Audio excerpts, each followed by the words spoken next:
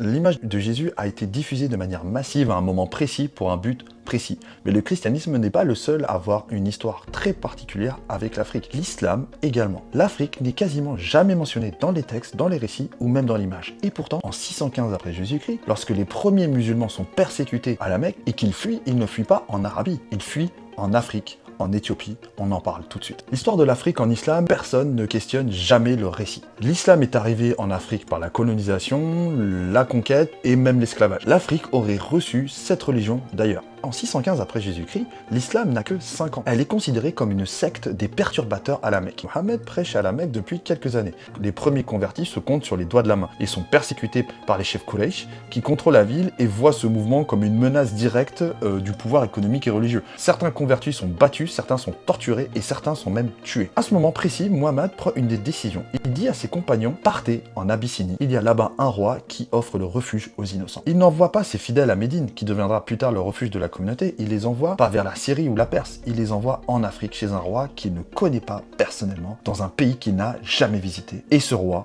en plus, et chrétien. Le premier groupe d'une quinzaine de personnes traverse la mer Rouge. Parmi eux, Othman ibn Affan, qui deviendra troisième calife de l'islam. Et Ruqayya, sa propre fille. Mohammed envoie sa fille en Afrique entre les mains d'un souverain étranger chrétien parce qu'il lui fait confiance. C'est une décision qui dit quelque chose sur la manière dont il perçoit ce roi. Ce roi s'appelle Ashana ibn al-Jah. La tradition islamique l'appelle le Négus. Je vais l'appeler le Négus dans la suite de cette vidéo. Il gouverne le royaume d'Aksum qui couvre aujourd'hui l'Éthiopie et l'Érythrée. Quand les Quraysh apprennent que les réfugiés sont en Abyssinie, ils envoient des émissaires auprès du roi et lui disent simplement rendez-nous ces perturbateurs et on vous offrira des richesses. Le Négus refuse de les livrer sans les avoir entendus. Il organise une audience. Le cousin du prophète Abi Talib prend la parole pour les musulmans et récite un verset du Coran sur Marie et Jésus. Le Négus pleure. Il dit la phrase suivante. Il dit que ce texte qu'il a entendu ne s'éloigne de sa propre évangile que d'une ligne. Il renvoie les émissaires mécois main vide et refuse cadeaux et protège les réfugiés. Certains d'entre eux resteront en Abyssinie jusqu'en 628. Ils resteront 13 ans en Afrique, traversant les années les plus fragiles de l'islam. Sans le soutien de ce roi,